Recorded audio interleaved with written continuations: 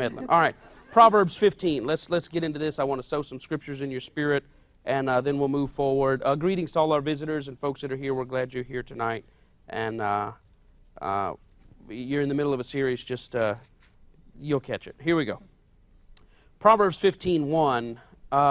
And we're going to look at a bunch of stuff here in the scripture and then on the screen in some different translations. Let's read Proverbs 15:1. A soft answer turneth away wrath, but grievous words stir up anger. You know, we're on Proverbs 15, I think, until the end of the week here, and then we switch over.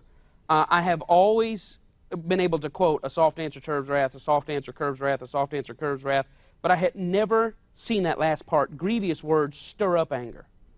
They stir up anger. And I never thought about that on one side is the person that has negativity coming towards them and how they can control it, but then there's this other side of being a person that always stirs up problems, using grievous words to just, the Bible calls it contentiousness. Now look at this in the New Living Translation, Proverbs 15:1, and it'll be in the New Living here, I believe. A gentle answer deflects anger, but harsh words make tempers flare. I like that. It deflects anger, but harsh words make tempers flare. Drop on down here to Proverbs 15 and drop on down to verse 18. Let's read verse 18 in the King James, and then we'll go Amplified and New Living. Let's read verse 18. A wrathful man stirreth up strife, but he that is slow to anger appeaseth strife. A wrathful man stirreth up strife, but he that is slow to anger appeaseth strife. In the Amplified Bible it says, a hot-tempered man stirs up strife, but he who is slow to anger appeases contention.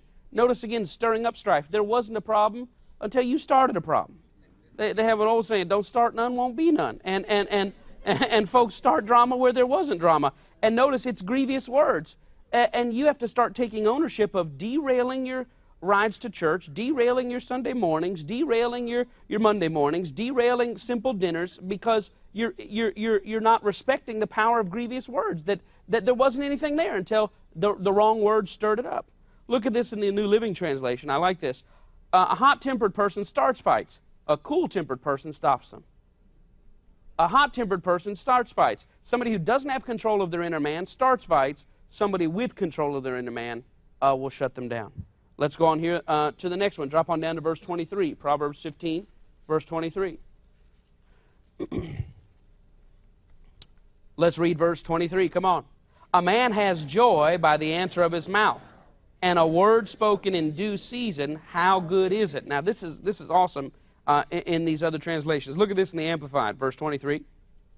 A man has joy in making an apt answer, and a word spoken at the right moment, how good it is. You got to learn how to speak things at the right moment. You'd be surprised how you can cut off problems if you say the right thing at the right moment. You can cut off problems. I told you I was going off one day and just in a and we're going to talk about this tonight, but just in a foul mood where the world wasn't going right, and I was angry at this. And when I was telling Connie, when I say it's time to go, it's time to go, and I'm not waiting. We hadn't even been married a couple months, I don't think. I'm not waiting on you, and da-da-da-da. And she looked at me, she said, oh, is Mikey's world not good today? And I was like, I couldn't be mad anymore. It was just like the whole, but you'd be surprised that when you're stirring up strife, when grievous words are stirring up strife, it doesn't mean that the whole thing has to derail. It's almost like when a person goes there, you don't have to go there with them. But if both of you have no control of your spirit, if both parties have no control of their inner man, it's like I think sometimes people hop off in the flesh and they could be brought back by a person in subjection to Christ.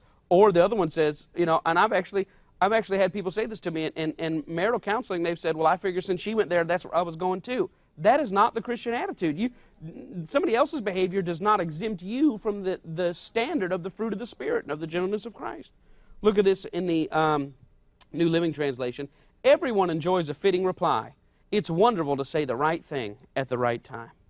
It's wonderful to say the right thing at the right time. Oh, you can leave them up a little quicker, a little longer. It's wonderful to say the right thing at the right time. Here's what's interesting about that is that not only is it wonderful to say the right thing at the right time, it's powerful to say the right thing at the right time. People that can tap the wisdom of God can do it. Come on, let's go down here to verse 28. Come on. I want to sow these in your spirit. Proverbs 15, verse 28. Let's read. The heart of the righteous studieth to answer. Hang on, let's start again. I want everybody reading. Here we go. The heart of the righteous studieth to answer, but the mouth of the wicked poureth out evil things.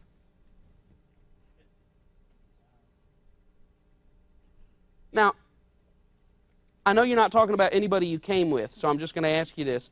Have you ever met anybody that could just when they got going with their mouth, it just poured out? I mean, they just grind up. You're not talking about people you know or whatever. I'm just saying you've heard of people like this. I mean, it's just like they just go on and on and on. He says in the Amplified Bible, verse 28, it says, the mind of the uncompromisingly righteous studies how to answer. He thinks about what's the right answer here. But the mouth of the wicked pours out evil things. The New Living says, the heart of the godly thinks carefully before speaking. The mouth of the wicked overflows with evil words. Overflows with evil words. It's just like they just got negativity just overflowing out of them. Now, let's go to the next one. Proverbs 16, right next door. Proverbs 16, we're going to look at the 24th verse. Proverbs 16, and we'll look at the 24th verse. Come on, let's read verse 24. Pleasant words are as an honeycomb, sweet to the soul and health to the bones. Ah, man, pleasant words are like a honeycomb, sweet to the soul and pleasant to the bones. I want you to purpose in your heart that instead of harsh words and grievous words, that the only thing your tongue has room for is pleasant words. Look at this in the Amplified. It's coming on your screens here. Pleasant words are as a honeycomb, sweet to the mind and healing to the body. I'll tell you what, why do I say healing to the body? Because negative words put knots in people's stomach. You get around somebody that just on and on with their mouth and mouth, you put stress in people. You can do it to your children. Maybe that was done to you as a child, that a parent just got in their thing and started, and it creates, and here you are 35, 40 years later, and you're married to a person, and when they start saying stuff negative, that same thing rises up on you that was grained in you as a child. And he says, you know, what should have been is pleasant words, because that's like soothing honey. But this negative stuff, one scripture says it's rottenness to the bones. Look at this in the New Living Translation. I love this here. Kind words are like honey. Kind words are like honey, sweet to the soul, and they're healthy for the body. They're healthy for the body. You have to think about what you're releasing in your children's ears, etc. Is it sickness or healthy for the body? And a parent can just get in the mood and just be grinding on, and 5 minutes after the thing was settled, still be talking about the thing. And I believe, according to the Word, you're actually destroying the physical body and really creating lifelong negative patterns in relationships going forward. Drop on down to verse 27, Proverbs 16, verse 27. Let's read verse 27, King James, come on. An ungodly man diggeth up evil, and his lips there is as a burning fire, and in his lips there is as a burning fire. Look again, this harshness, this negativity. The Amplified, verse 27. A worthless man devises and digs up mischief, and in his lips there is as a scorching fire. Are your lips honey, or are they scorching fire? Now, your lips are scorching fire, baby. That's not what I'm talking about, though. Look at the New Living here, verse 27, New Living. Scoundrels create trouble. Their words are a destructive blaze. Can take a peaceful thing and turn it into a destructive blaze. Just out having dinner and light the thing on fire because something goes off in their spirit, and here come those words, those negativity, that overflowing toxicity that we release out of our mouths like poison. Drop on down here to Proverbs 17. Let's go right next door. Proverbs 17. We'll look at 3 more here. Proverbs 17, let's look at verse 14, and we'll look at 14 in the King James. Proverbs 17, verse 14. We're going to hopefully teach you this tonight. Verse 14, let's read. The beginning of strife is as when one letteth out water. Therefore leave off contention before it be meddled with. He says, like turning on the faucet. Leave it alone before it starts. The Amplified Bible reads like this. The beginning of strife is as when when water first trickles from a crack in the dam. Therefore, stop contention before it becomes worse and quarreling breaks out. You know what I notice in some people's relationships? They can't find the breaks. When something starts, it's guaranteed to end up as a Springer episode. They just can't exist peaceably. Neither one of them cares enough about the other to put the brakes on. Neither one of them cares enough about what's going on to say, we need to stop. We need to put some brakes on. Somebody's got to save this. And what's sad sometimes is when it's a parent, you can have 3 or 4 kids becoming a victim of two out-of-control souls that nobody can find the brakes. Now, lasciviousness is defined as unable to find the brakes. You know you should stop, you just can't. You want to stop, you just can't. You're on a slippery slope. And some people have lasciviousness of speech. It just spews out of them. And they'll drive for 30 minutes. That's why, and that's why I tell you, and this and that, and I'm tired of this. And they don't realize that instead of honey, they're actually releasing sickness inside their family and inside their lives. Look at this in the New Living Translation. Starting a quarrel is like opening a floodgate. So stop before a dispute breaks out. So, this might be the most powerful lesson I can teach you. Stop. Just stop. Well, I got to get my point out. No, you don't. Stop. And Connie and I have learned, thank God it only took us about 6.5 years, but we've learned, stop. We've learned this, that when we sense, here goes the floodgate, we've only been awake for an hour, and we can sense, here it goes, and this is going to set the course for the whole day. One of us has learned to reach for that little cord and pull the brake down. And somebody will turn around and do this and be pulling something out of the closet, and the Holy Ghost will catch them right then. They'll turn around and say, look, I'm on your side. This is silly. Look, I hear what you're saying.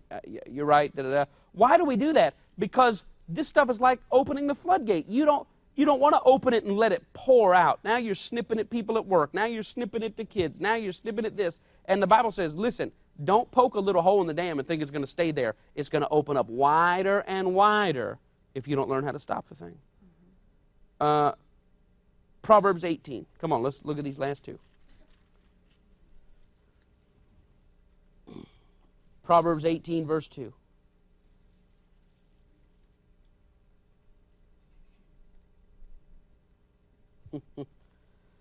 Let's read verse 2.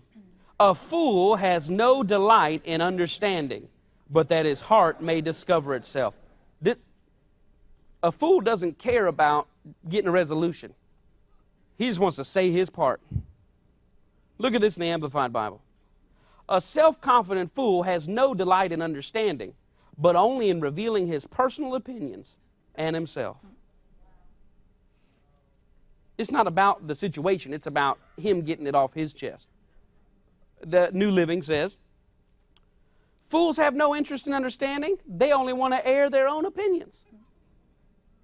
And you have to think about it. When you're letting this stuff flow out, is this for the edification of those that are around you, or is this so that you'll feel better? And finally, verse 6.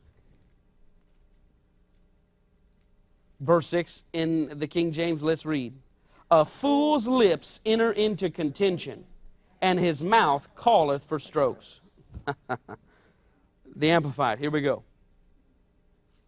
A self-confident fool's lips bring contention, and his mouth invites a beating.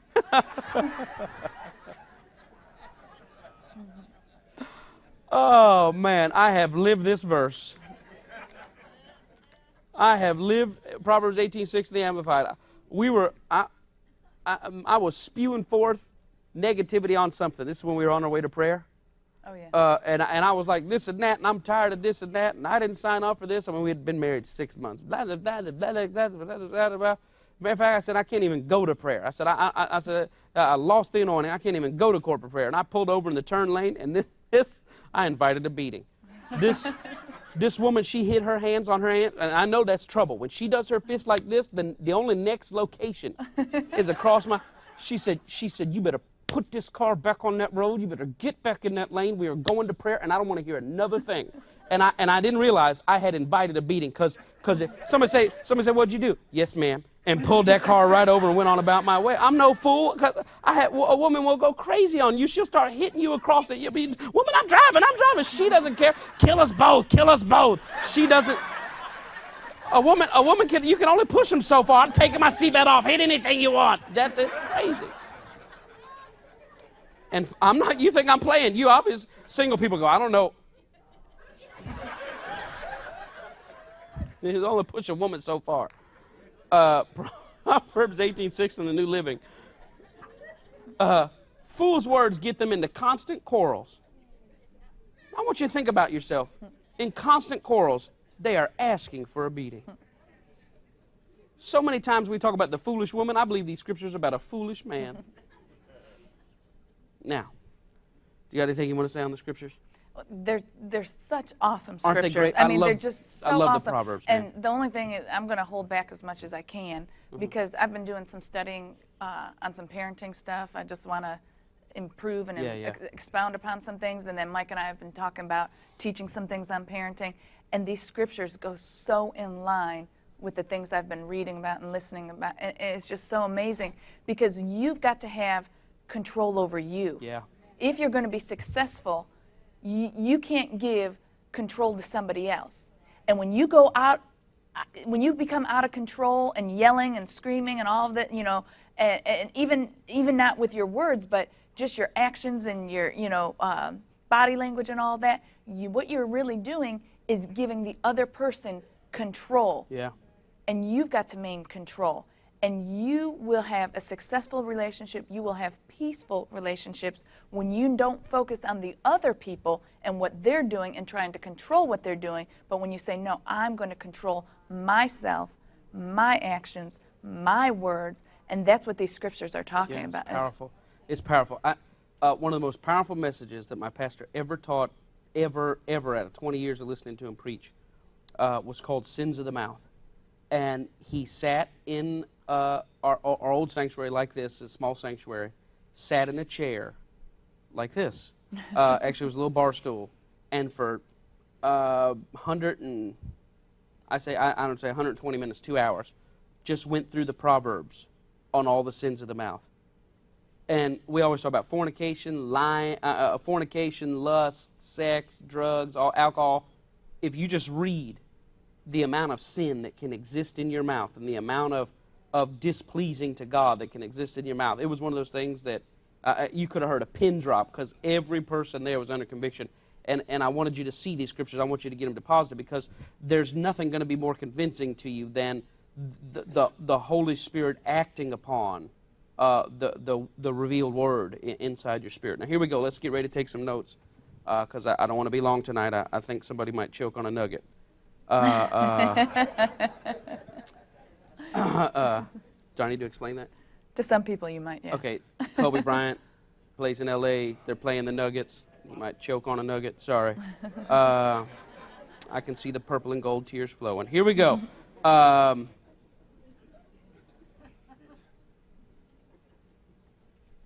We've talked about these different types of talkers.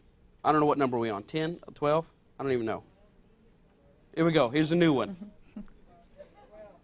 12. We did 11 last week, or we did 12? 12B. Oh, so this is 13. 13A, the harsh talker. Is that right, Suzette? 13A, the harsh talker. If Suzette and Z say it's right, it's right. The harsh talker. What is the harsh talker? The harsh talker is overly emotional in responses and reactions. We'll take a lot of notes. Harsh talkers, here's the description. A, they communicate that they're bothered, intruded upon, or inconvenienced, even when it's not warranted. Harsh talkers, they communicate that they're bothered, intruded upon, or inconvenienced, even when it's not warranted. There's a harshness in their speech. Grievous words. Harsh talker. Connie says, Mike, what? What is this what? What is this? Hey, Connie, huh? Where's all this coming from? And you'd be surprised that one little harsh response like that sets off dominoes. That with your little response, you communicated, I'm bothered, I'm intruded upon, I'm inconvenienced, even when you hadn't done anything. I mean, it could be, hey, Mike, what? That instantly shuts somebody down or puts them on the defensive. And the Bible says that it's up to us to stop it before it starts, and you'd be surprised how something like that, the Bible says that that the tongue is a little member. It's like a little kindling. And it says, behold how great a matter a little fire kindleth. It just takes a little cigarette butt to light a whole forest on fire. Harsh talker B. You'll see it as we go on. Harsh talkers express outrage and wrath. Actually, express outrage, disgust, and wrath. Express outrage, disgust, and wrath before the facts are fully known or even considered.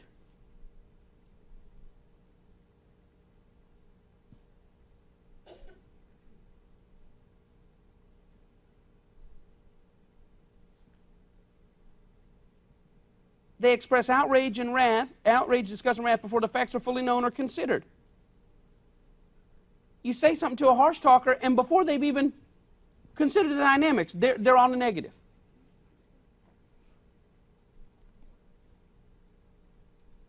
It's almost like they're a sponge full of negativity.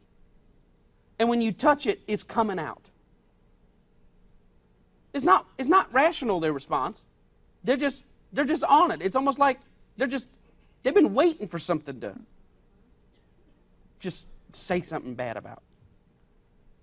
They're not considering the history, the perspective, the intention or the heart of the situation. Yeah, my sister said she's not coming in there. Well, you know what? That's fine, because I'm tired of it. Seems like everything. And you don't even hear it. It was like you were just ready to say something. My sister's not coming to dinner because they called her into work. Oh, all right, well. Yeah, but you've spewed out cursings before you even considered.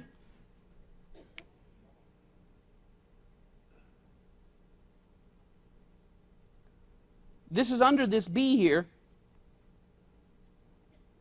I guess we're on 13A. I should have done it differently. It's 13A1. They communicate being bothered. And at 13A2, they express outrage and wrath. This is under 2. Harsh talkers are on the defensive before it's necessary. Harsh talkers are on the defensive before it's necessary. They're not even under attack. Harsh talkers are on the defensive before it's necessary. Hey, I talked to my mom. I told you we are not going. I know, I was just going to say I talked to my mom. She got the flowers. Oh. Where is this coming from? Because people carry a subsurface edge to them that is waiting to burst through. And they're addicted to negative. It's like you don't have the facts and you've got something negative to say, and you don't have the facts and you're automatically on the defensive. It's like it can be over anything. It's not even necessary. Nobody's under attack. Nobody said anything. But it's like underneath their surface, they got their hands up. I dare you. That's not a healthy way to live life. Because the tornado that's coming on the outside of them is actually indicative of the raging that's going on inside them.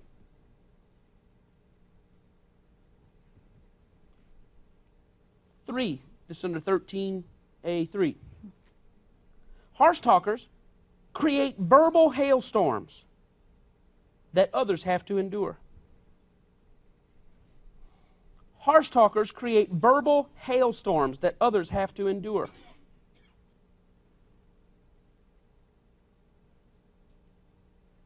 These hailstorms wear down, crush, and break people's spirits. Harsh talkers create verbal hailstorms that others have to endure. These hailstorms wear down, crush, and break people's spirits. It's bad to mess with a harsh talker because you just almost have to sit there and take it.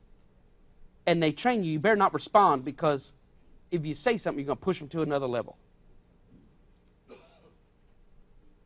And families learn, just sit there and be quiet. Why? It'll end. And here's what you do emotionally, like you're catching a beat down at a football game or something. It's weird. weird comparison, but it's almost like you just cover your head and let them kick, let them do whatever they're going to do, and it's like if you don't move, it'll end. And that's what people do emotionally. When a horse talker gets turned on, everybody learns just be still, and eventually it'll stop.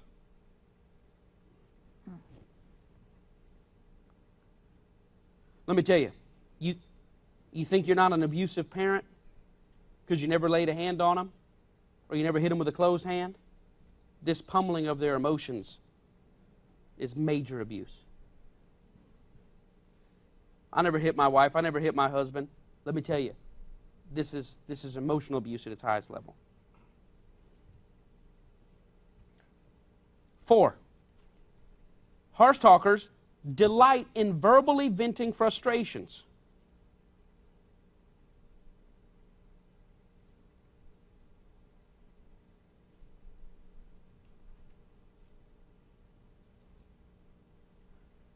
They delight in verbally venting frustrations.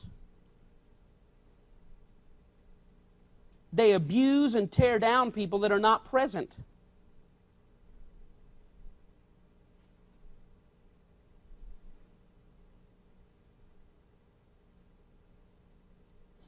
They abuse and tear down people that are not present. One of the ways they do this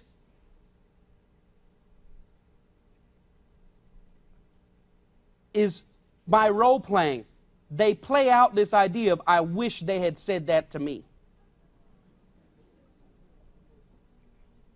And they go through the whole scenario about what they would have said and what they would this and what they would that, and the people aren't even there. I told you about the 2 surfer dudes going through Bibb County, right? Driving through Bibb County, they got pulled over doing 65 and a 45.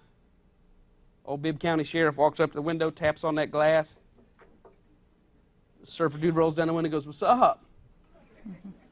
He says, "Boy, I'll tell you what's up. You're speeding through Bibb County and we don't like it."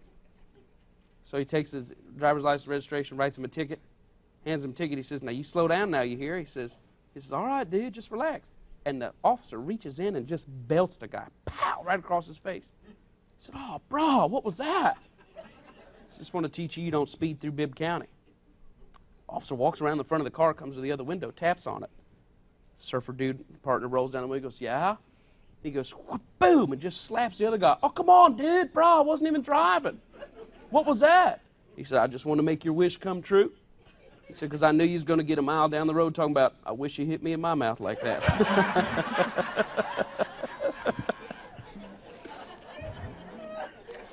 And the moral of the story is don't mess with Bibb County sheriffs. That's the moral of that story.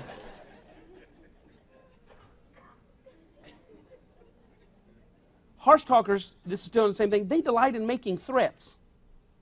What I'm going to do, and the next time she says, and so help me if I'm there. Why are you going through all that? A, because you're not going to act out on it. B, as a servant of Christ, you're not allowed to speak and respond that way.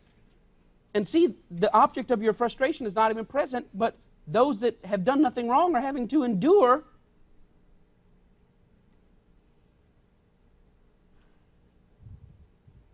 Let me tell you one of the top rules of communication.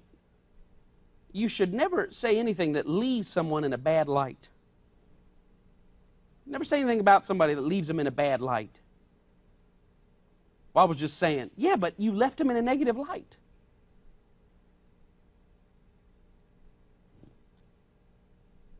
Five? I think so. 5. It's my 5th star. Harsh talkers punish people for expressing their feelings or resistance to ideas. Harsh talkers punish people. Now, verbally I'm talking about. They verbally punish people for expressing feelings or resistance to their ideas. You know what you do when you do that? You make people regret even saying anything.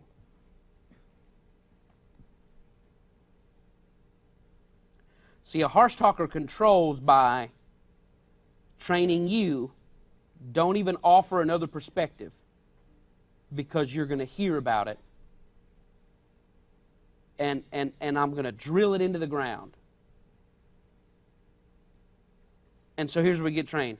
If you have a disagreement, don't say anything, because you're bringing on stuff that you should have left well enough alone. And finally, F. 6. I have ABC in my notes, I'm sorry. 6, sorry. Harsh talkers curse situations or people when frustrated.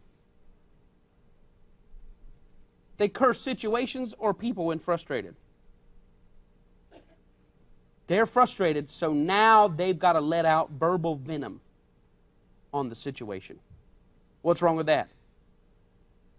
The stress it puts on everybody else, let alone the stress on yourself. Mm-hmm.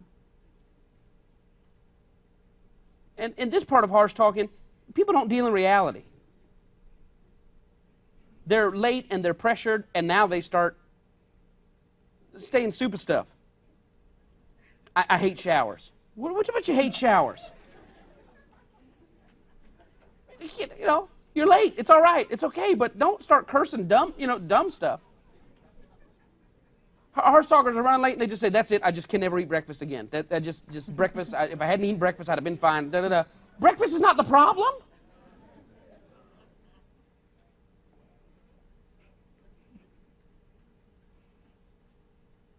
They'll curse showers, breakfast, ironing.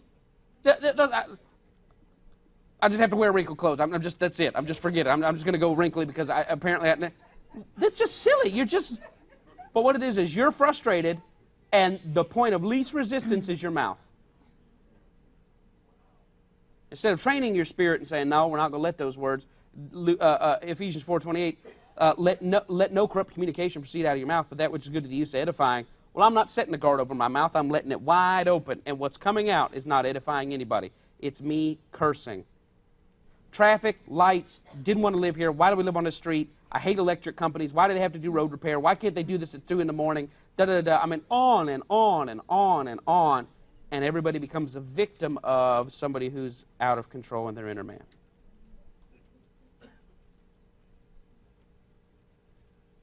Now, when I talk about a harsh talker, I'm talking about a pattern. People get frustrated. James 1 says, look, you find a person that never says the wrong thing, you find a perfect person. I understand sometimes we engage in these, but you have to judge yourself, and let me tell you, who can help you is the people that know you best. C.S. Lewis says it's amazing how we can't see the things about ourselves that anybody who lives with us or works with us can clearly see. But if you have a pattern of this, it's an area in your life that you need to judge. Mm-hmm. Yeah. Got something to say? Yeah. Well, it's just amazing because I feel... So amazing. Sorry, I've been watching NBA. Sorry. Because I hear the things he's saying, and I'm really starting to judge my life, like he said, and to say, wow, I can see where, and this is the thing that came up in my spirit, and I'm hoping me being transparent about where I am will help you. This doesn't mean you have to be loud. This doesn't mean that you're cussing and using foul language.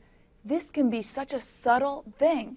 And it's something that, like I said, I've got to look at my life where I see sometimes I do this. I get frustrated about something, and I'll be in a conversation with person A, frustrated at person B, and not that I'm going off about this person's an idiot, but just, like he said, leaving a person in a bad light. Talking to person A, saying, I'm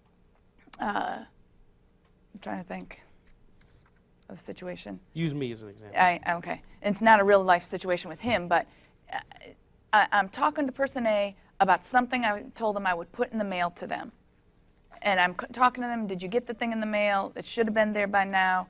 And then I find out from Mike that he didn't mail it until like 3 days later than when I wanted to. And when I call them back up, I'm like, you would have had it, but Mike, I don't know what he was thinking. He didn't even mail it. And I'm not cussing. That's it. I'm not being loud. It's good. But I am still, as he said, spewing venom about him to this person and leaving them in a bad light. And it's a huge area. It can be a very subtle thing and be a blind spot in your life where you can be in deception. Say, I'm not a harsh talker. I don't scream. I don't cuss. I don't do this. But if you are leaving people in a bad light, and where it happens with me is out of frustration. How come this person didn't do this? How come Mike didn't send that when I asked him to send it? And it's a huge thing. And it's, you got to think of it like a faucet. Mm-hmm. Going back to those scriptures. It turns it on. And it's like you have this well-meaning person. Remember, one of the things was you're on the attack when it's not even warranted. You're not considering what the person's situation was. They forgot, something happened, this and that. You're on the attack regardless. And we got to do better in Christ. Can I say this? Yes. And I don't know if this is what you were talking about. Earlier he said, I'm going to talk about you tonight, so I know I'm out there. But the other day I told that earlier about the fiery lips. Oh, is that what it was? Yeah. I was frustrated. If the Lord's convicting you on something, whatever. There was a situation where the same thing I got nothing to do with that. happened, and I was frustrated, and I'm rushing out the door trying to do this, and Mike said, you know, because we've talked about before, he's not the enemy, so I shouldn't be upset with him, and I'm trying to get Mikey set and kids and doing this and trying to not forget this, and he's telling me, this isn't the enemy, this isn't the enemy, this isn't the enemy. He started telling me Facebook was the enemy because I'm running late because I'm not focusing on what I should be. But when you allow pressure and frustrations to get you. I was just thinking, it's like you're mad at, you know, this isn't a real thing, but you're upset at diapers. Why aren't the diapers where I'm at? I just got to get this kid potty trained. I got to get it out of here on time. Like, that has anything to do with no diapers being in the bag. No diapers being in the bag. It's just, you know, people start, and I do this. It's like, you know, you'll get in, and it's like you get in the car and you forget something. You come back up on the front porch, and a kid's toy that's not even in your way. You have to go over 8 feet to kick the thing. Get these things off the porch! And go inside, and it has nothing to do with... It has nothing at all to do with... Anyway. Yeah, that's all okay, here we go. Let's talk about 13b. The touchy hearer. We have the harsh talker, that's HT. Now we have the touchy hearer, that's TH. What's the touchy hearer?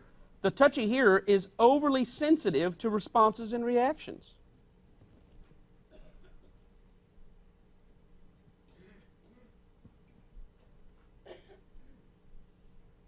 Overly sensitive to responses and reactions. The touchy hearer, hears bothered, intruded upon, or inconvenienced. Hears bothered, intruded upon, or inconvenienced, even when not expressed. It's a touchy hearer. The touchy hearer hears a response and interprets that as bothered, intruded upon, or inconvenienced, even when not expressed. Now remember, the harsh talker, hey Mike, what? That's a harsh talker. What? I'm communicating I'm bothered even when I'm not. But a touchy hearer, hey Mike, yeah, or hey Mike, what? They'll hear that as inconvenienced. And then they'll say, never mind. What? Nothing. Huh? Never mind. Sorry. What are you apologizing for? Because if you have a touchy hearer, they interpret anything less than absolute kid glove response as some sort of an attack. It's almost like they're so fragile you can never say things right enough. And this is a symptom of rejection. Mm-hmm. And let me tell you, there's a spirit behind it. I don't mean you're possessed. I mean there's a spirit behind it that aggravates it. Because touchy hearers, if you don't say hi to them, the devil starts ministering to them. Or if you say hey instead of hi to them, the devil starts ministering to them. Or if you walk into a room and you hug one person or you just nod to the other, the devil starts to minister to them. Because there's no amount of, you know, you say I love you, but you didn't say I love you very much.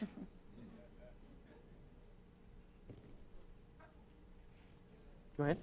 Let me hear what you have to say. No, go ahead. I was just going to say, sometimes it may be with particular people. You may not do this with everybody, but if you have something built up between somebody else, you will hear things that is not reality, or make, you know, in your mind thinking, well, they didn't say anything to me when I walked in the room, or did you hear what she said or how she said that to me? And it's really, there was no tone to it or anything, nothing to be sensitive about, but having that breach in the relationship will cause you to hear or not hear things. I learned this one time. I gave a friend of mine some clothes.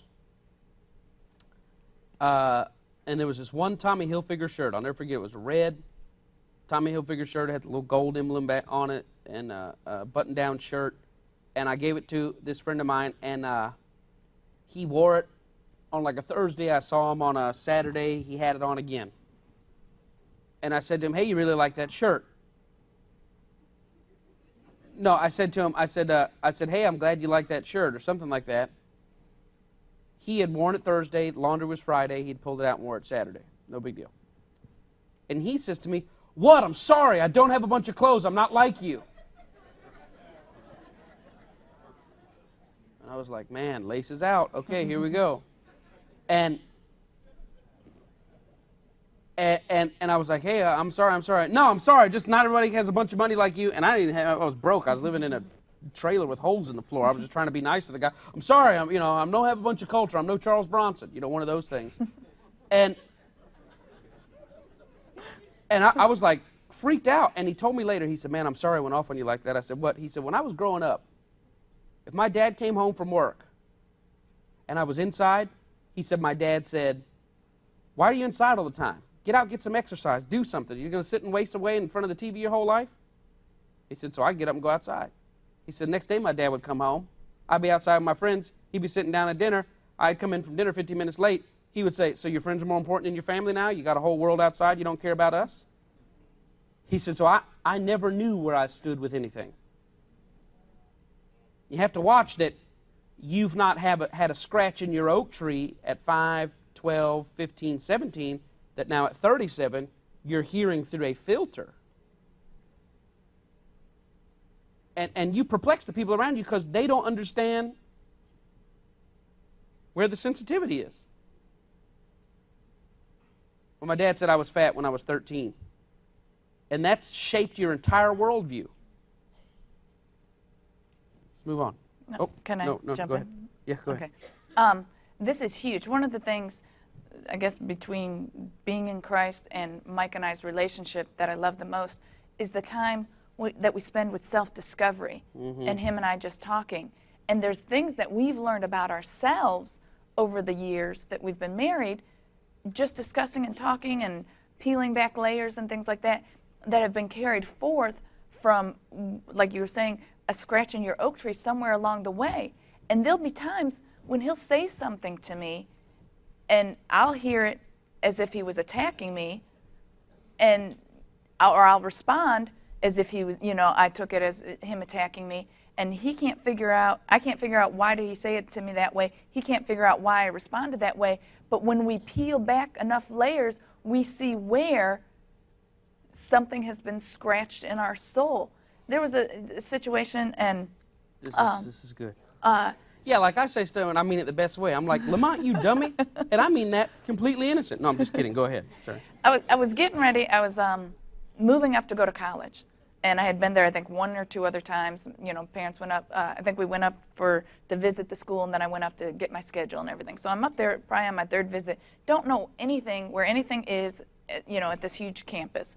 And we're trying to find my dorm, and we're driving around. We're lost. My dad's frustrated. We've driven 3 hours there and everything.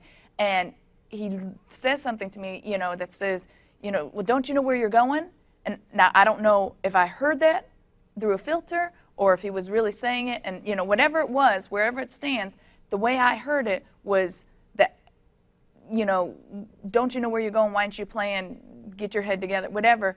And so sometimes Mike will say something to me, and I remember this happened early on in our marriage, and that, I went to college in '91, so where are we at now? Almost 20 years ago, and I can remember that incident that happened over a 3-second period of time. But let me say, here's where it came out, though. She had a map, and we were driving. This was within the first few years. Yeah, and I was married. like, okay, what's the next street coming up? I don't know. I said, well, baby, you have a map in front of you. I don't. See what you can find. Do you see Wells Street? Yeah, I see it right here. Okay, what's the next street? I don't know, Mike. I don't know. I'm like, honey, baby, you have the map. I don't have the map. I can't do this and that. Can you just see where it is? And she finally says, look, I don't know. And again, I'm like, laces out. And I was like, wait a minute, what is this coming from? Look, you just pull over and you can find it. And I'm like, whoa, whoa. But I think I'm talking to Connie. But remember, I'm not talking to Connie. I'm talking to Connie with 30 years of history in her life. So I think I'm dealing with a person, but I'm dealing with a person with stories written on top of her. And I've got them too. And so when you try to communicate with people, you're not just dealing with a person, you're dealing with everything that's been written on top of their souls. And again, we're not the enemy of each other. Mm-hmm. And here's the thing. Well, my parents did that. You can't hold aught against anybody. You don't even know what their perspective was in the whole thing. You have no idea. Her dad could have had a headache. It could have been this. It could have been that. Who knows what it is?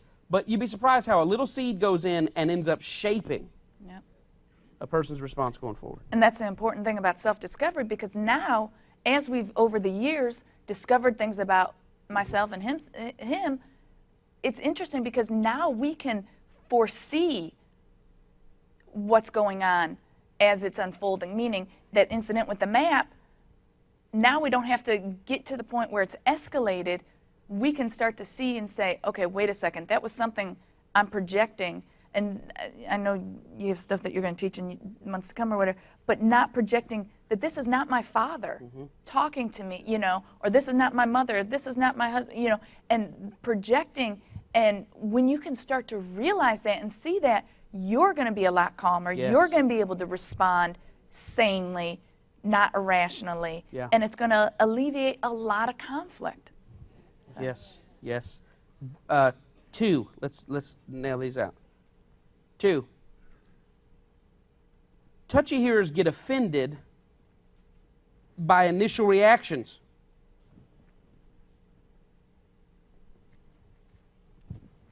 Touchy hearers get offended by initial reactions. And they won't work towards an edifying conclusion to the conversation. They get offended by initial reaction, and they won't work towards an edifying conclusion of the conversation. Underneath this, too, they get derailed, and they make the response the new subject. In other words, we're talking about where we're going for dinner, and the whole thing gets derailed. Now we're talking about how you responded.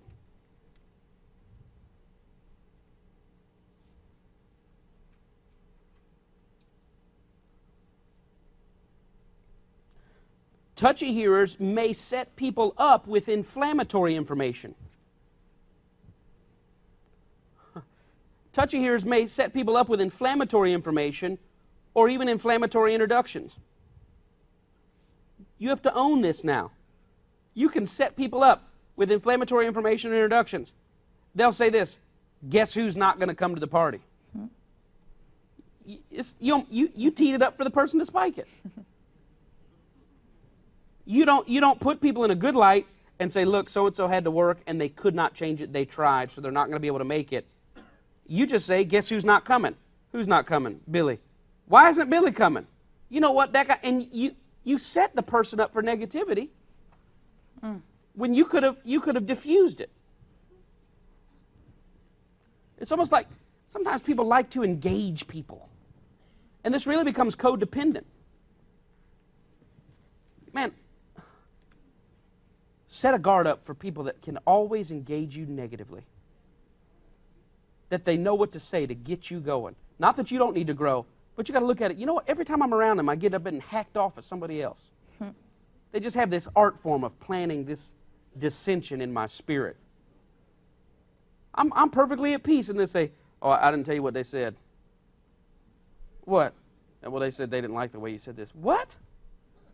I'm sitting here trying to help them out, and they didn't like the way I said it. Well, I'm not going to help them. And here you are, you were at total peace, but somebody knew how to just, boo. And if it's the same person all the time, you got to say, ah, ha, ha, ha, ha.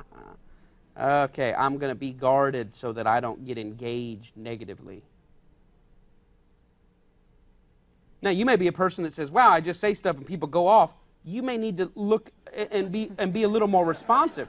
You may need to look at and say, can I put people in a good light?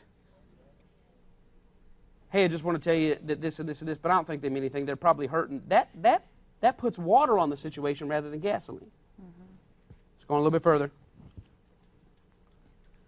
Touchy hearers, 3, fail to recognize the occasional need for a good garbage can. Touchy hearers fail to recognize the occasional need for a good garbage can. And everybody needs a good garbage can, which is what? Somebody that they can just talk to.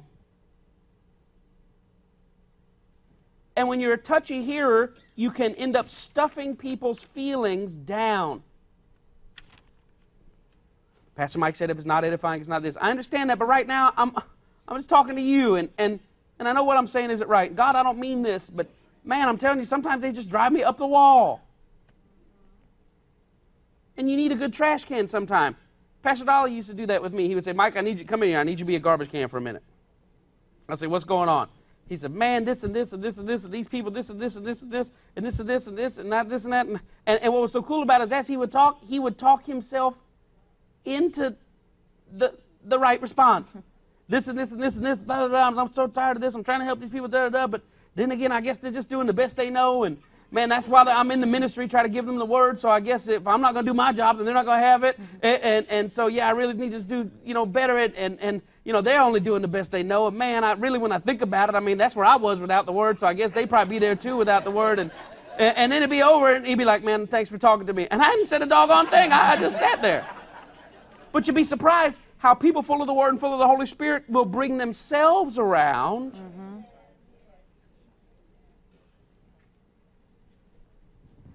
This is under number 3. Sometimes religiosity will just crush a person's spirit.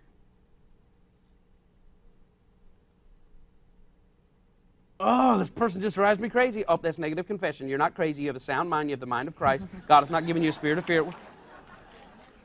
And just shut the heck up for you. You know what? You're inviting a beating.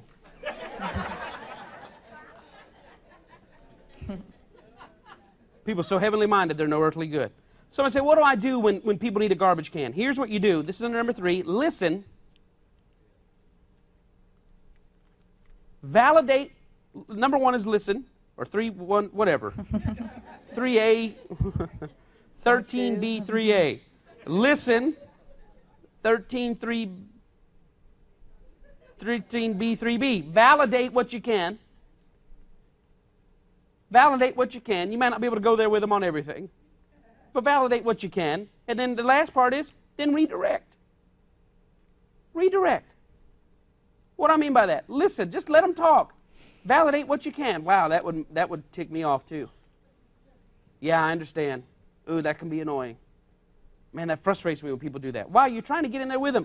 The Bible says, rejoice with them that rejoice and weep with them that weep. Condescend to men of low estate. It means lower your shoulder, get down where they are. But you might not be able to validate everything. You might not be able to listen to somebody say, and I just hate him and I don't ever think I want to speak to him again. You might not be able to say, man, you telling me, dang Skippy, that's what I'm saying. You might not be able to say that. And I don't mean to be patronizing, but identify with people. Well, they did this and they did this, and I feel like I'm sitting there talking to them. And let me tell you what you got to watch. When somebody's venting, they're talking out of their emotion, but oftentimes they believe something different in their spirit. And you got to watch meeting them at their high or their low, because they'll flip around on you when it's over. Especially if it's a child or a parent or a spouse. She drives me so crazy, this and that. And I'm thinking, man, this is not the marriage I signed on for, because, I mean, she's just a trifling woman. Man, I'm telling you, bro, I saw it a long time ago. Man, listen. Listen, don't go there. You just need to say, wow, man, you need to redirect. Now, she's a good lady, man. She's a good lady. Why? Because in an hour, they're going to be best friends, but he is always going to remember what you said. Mm-hmm. Boy, my children, this and that. I'm telling you, sometimes I feel like I can just end them, and you're like, man, it's a heathen child. Don't go there. I'm telling you, because tomorrow they're going to say, what'd you say about my baby? What? And you are going to have problems. You are going to have problems. Remember, in one hand you carry water, in one hand you carry gasoline. Mm-hmm. When somebody needs you as a garbage can, you can throw water on it and put it out, or throw fire on it. But don't squash their feelings. Mm-hmm. 4. And I got way more to say, but we'll do 4 and 5 and be done. Touchy hearers play the martyr. Oh, I can't stand the martyr. They're always trying to nail themselves to the cross. They can get the feet in, they get one hand in. It's that last hand they can never get in. Touchy hearers play the martyr. What do I mean? They hear everything as an attack. They hear everything as an attack. Watch this cycle. Touchy hearers rarely hear compliments. You can say them, but they go right by.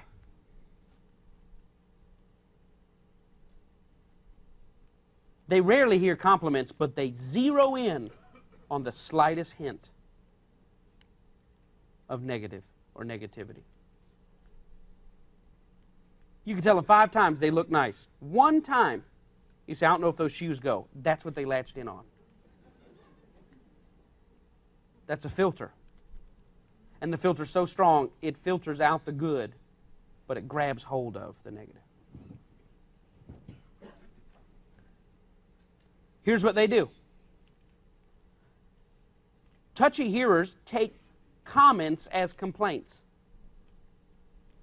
They take comments as complaints. Somebody's just making a comment. They take it as a complaint. Just making a comment. Why? Because they're touchy. Now, we read in 1 Corinthians 13, the love of God isn't touchy. What do I mean by take a comment as a complaint? Connie can make a comment, but as a touchy hearer, I'll interpret it as a complaint. I'm trying to think of one. The laundry. But I'll say, I gotta do this. The laundry. Oh, yeah. I'll say, hey, let's watch a movie tonight. She'll say, yeah, I gotta fold clothes. And I will hear I gotta fold clothes as some sort of complaint. And I'll react. Well, if it's that big of a deal, don't worry about folding mine. I can just dig them out of the thing. What are you talking about? What do you mean, what am I talking about? That was a little dig you made. Some sort of complaint. I'm sorry you have to fold clothes. That's part of what happens in life. You know, God forbid we need clean clothes. You never hear me complaining, oh, I got to go make money. I got to go. She's like, Mike, what are you talking about? I made a comment. You said, let's watch a movie. I thought, okay, cool. I can sit and watch the movie. I got to fold clothes. But when you're a touchy hearer, you hear the comment as some sort of complaint. The next level. They take complaints as criticisms. They take complaints as criticisms.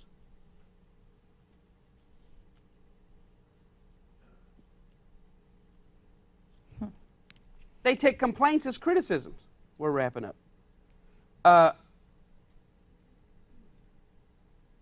What I mean they take complaints as criticisms?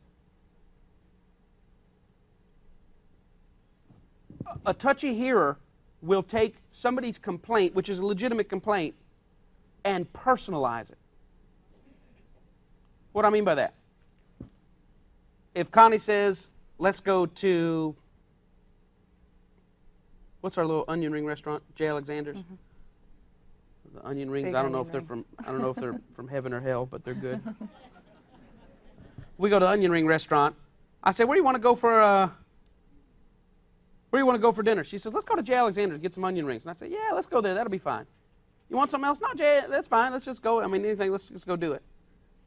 Well, if we're there and we're getting bad service and I go, you know what? The onion rings are swinging, but they have got to work on their servers.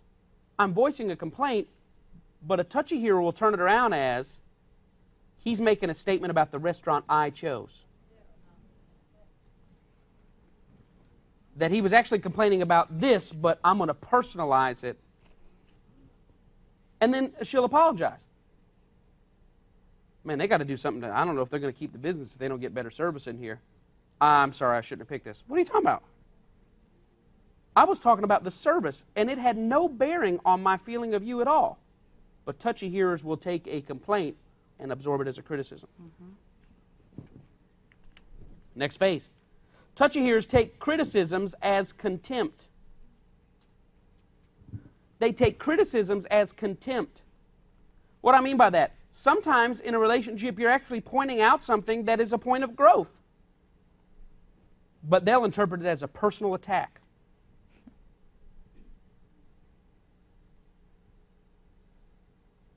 I have an example. You have one? Go ahead. What you got? I was just going to say, I'm not the greatest cook in the world, but I learn and I experiment and I try this. And I'll make a meal and I'll say, Mike, how was it or whatever. And sometimes he'll say, well, this was good, but why don't you try doing it this way next time?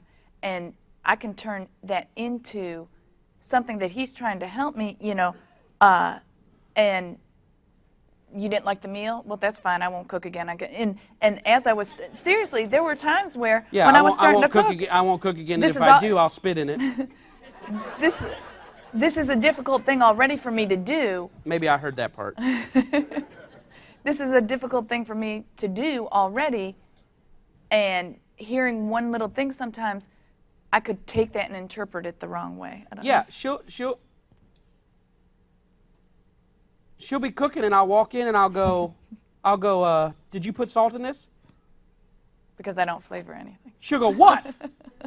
I just want to know if you put salt in it. Well, you know what? Cook it your dang self.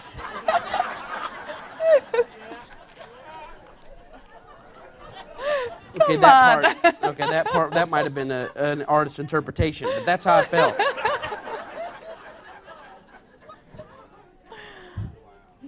You didn't talk about me throwing the pan across the room, though.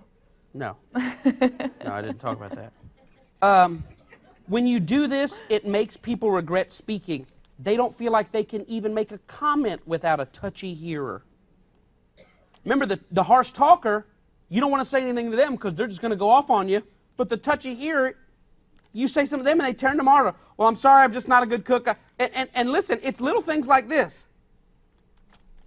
It's little things like as subtle as, well, I wish you had a wife that could cook good for you. What are you talking about? I don't want any other wife but you. I'm just saying, did you put salt in this? And Connie is so sensitive about the cooking, which Connie makes great meals, but Connie doesn't season anything. Her mama doesn't season anything. Nothing. I mean, salt and pepper. I mean, a flake of pepper is like, it's hot, it's hot. And that's not an exaggeration. That is real. That is the truth of the gospel and the Lord. I admit. God, that is terrible. I'm just kidding. I admit. She makes this shepherd's pie. It is swinging. I'm like, man, this is so good. Well, the next time she makes a shepherd's pie and doesn't season the meat. I was running late that day. doesn't season the meat at all. And I'm like, she's like, how is it? I said, well, all the parts are here. They're just not glued together. I completely forgot. I was rushing, and I completely forgot. And if I pull out sauce, here come all the apologies about how I'm not a good cook, and I'm not this, and I'm sorry I ruined your meal, and I know you look forward to a long thing at the end of the hot day. And I'm like,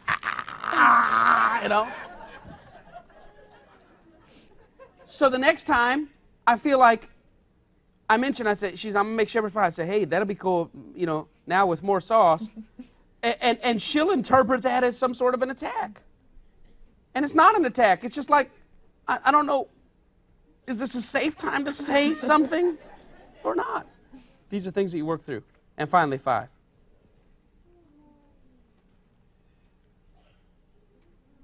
I'm glad we humor people. I'm glad, yeah, at our expense. Touchy hearers, number 5. Touchy hearers take voiced frustrations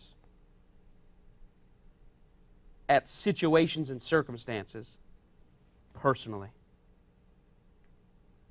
They take voiced frustrations at situations and circumstances personally. And when they do that, they give the person no liberty to be human. I'm just frustrated at the thing, not you. I'm just frustrated at the traffic, not you. And frustration, I really feel like, is a hiding place for sin. Mm-hmm. Because I notice when I'm frustrated that, you can be frustrated with the machine. The DVD player's not working. It's not ejecting fast enough, or closing fast enough, or loading fast enough, or winding fast enough. And especially with children, because they want it now, now, now, now, now.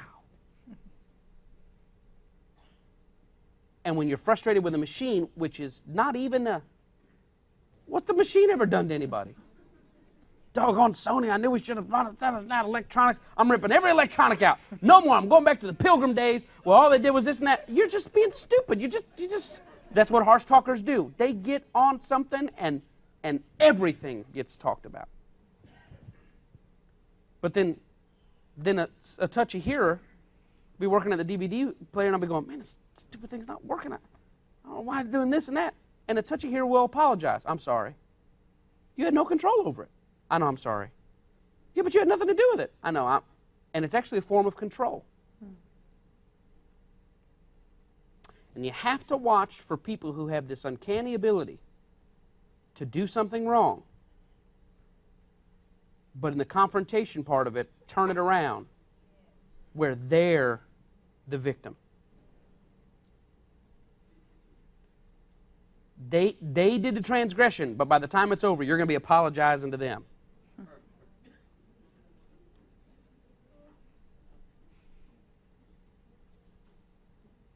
That's a subtle form of control. Where they did the mean thing. They forgot the important thing. They did this, but by the time it's over, you're saying, well, no, I love you. I don't want you to think I don't love you. No, I'm not saying that at all. All I'm saying, no, look, I'm not upset with you. I'm not upset. Wait a minute. Why am I? Because people learn to get their emotional needs met in that negativity. And the standard of Christ is higher. Yes. I'll give you this last line, and we'll pick up with this next week. Harsh talkers and touchy hearers are not born. They're created.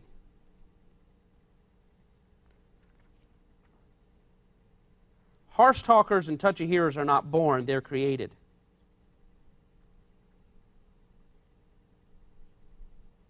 And they're usually created by misdirection talkers.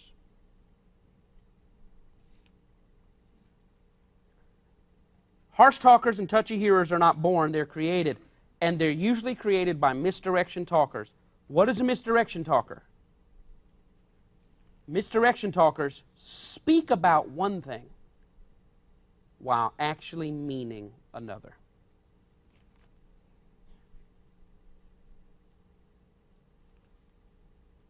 They speak about one thing while actually meaning another. How do I create a harsh talker? When I set them up, all I said was, what time is dinner? No, that's not all you said. That's what you said. But what you meant was, all I said was when we were going to eat. Yeah, but the way you said it was not when are we going to eat. It's the way you said it was, are we ever going to eat?